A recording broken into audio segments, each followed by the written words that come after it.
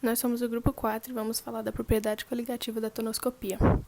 Antes de entrar na definição da tonoscopia, é importante e fundamental entender o conceito de pressão máxima de vapor. A pressão máxima de vapor é a pressão exercida pelo vapor quando ele está em equilíbrio com a fase líquida em uma temperatura constante. Para explicar, vamos usar o exemplo de uma garrafa de água. A superfície do líquido em uma garrafa d'água aberta sofre influência da pressão externa. E com a garrafa fechada, a superfície do líquido estará submetida a essa pressão? Todo o líquido evapora, mesmo em sistemas fechados. No interior da garrafa ocorre uma pressão interna que surge com o tempo pelas colisões das moléculas dos vapores do líquido com sua superfície. Inicialmente, na garrafa fechada, algumas moléculas evaporam. Após as primeiras moléculas sofrerem a evaporação, surge uma pressão interna devido aos vapores de água que ocupam o espaço vazio existente na superfície do líquido.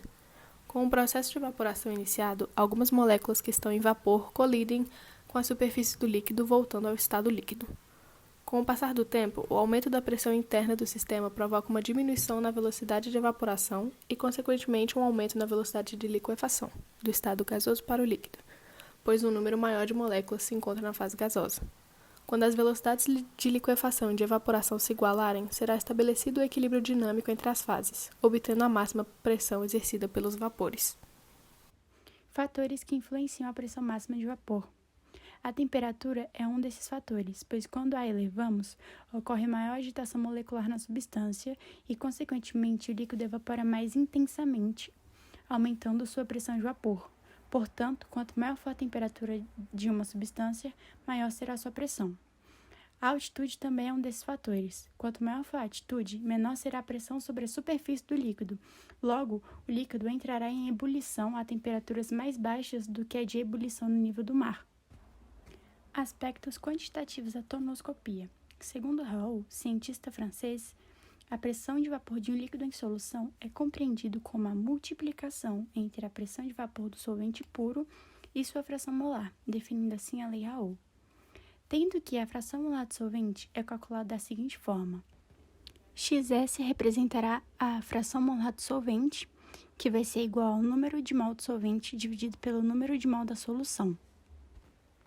O abaixamento absoluto da pressão máxima de vapor de uma solução, ΔP, será a diferença entre a pressão máxima de vapor do solvente puro, PO, e a pressão máxima de vapor do solvente em solução, P. Outro conceito muito importante para o entendimento da tonoscopia são os solúteis não voláteis. Solutos são todas aquelas substâncias que estão em menor concentração em uma solução, sendo dissolvida por um solvente. Esses podem ser líquidos, sólidos ou gasosos. Solutos não voláteis geralmente são sólidos e por isso possuem alto ponto de ebulição, como por exemplo o cloreto de sódio, popularmente conhecido como sal, que tem seu ponto de ebulição em torno de 1465 graus Celsius, e o hidróxido de potássio, que tem o seu ponto de ebulição em torno de 1327 graus Celsius. Os solutos não voláteis podem ser iônicos, por exemplo, o próprio cloreto de sódio, NaCl, ou moleculares, como a glicose. Vamos entender agora o que é a tonoscopia.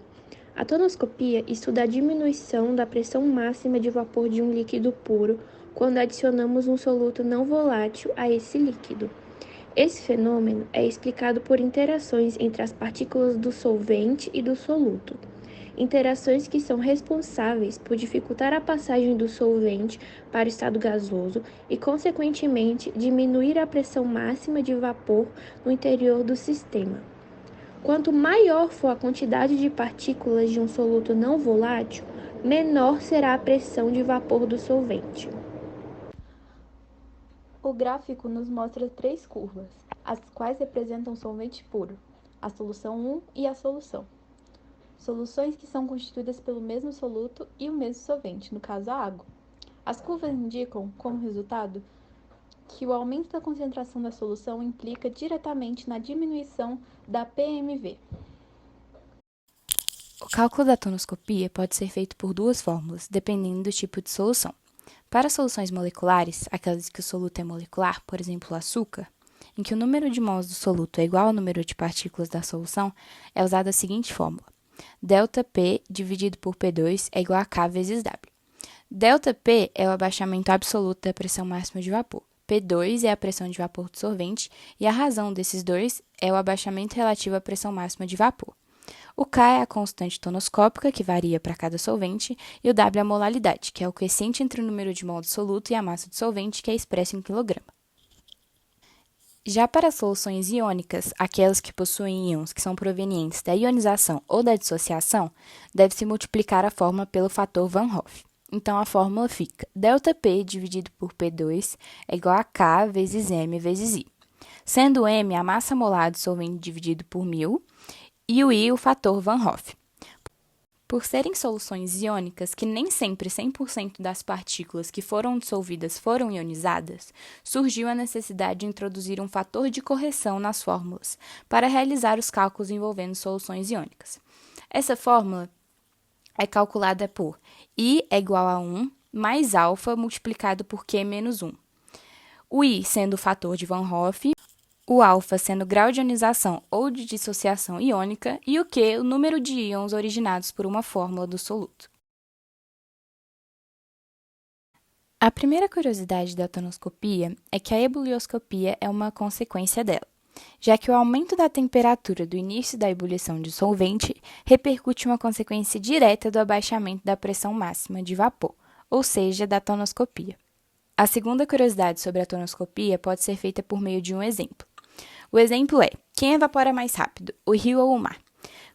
Por meio da tonoscopia, é possível definir que a água salgada demora mais tempo para evaporar do que a água doce, pois os resíduos da água salgada diminuem a pressão do vapor, diminuindo a facilidade de evaporação da água, que são todos conceitos da tonoscopia. Então, para o experimento de tonoscopia, vamos precisar de 2 recipientes fechados, de preferência que eles sejam iguais. Logo em seguida, você coloca a mesma quantidade de água em cada recipiente.